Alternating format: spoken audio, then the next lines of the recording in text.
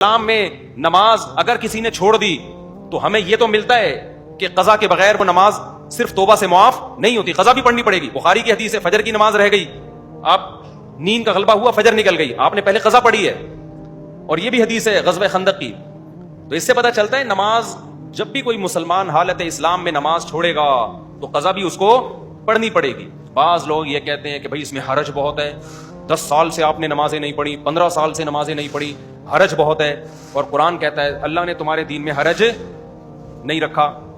اس کا جواب یہ ہے کہ حرج جب ہے جب آپ اس کو 10 سال کی نمازیں ایک دن میں پڑھنے کا حکم دے رہے ہو.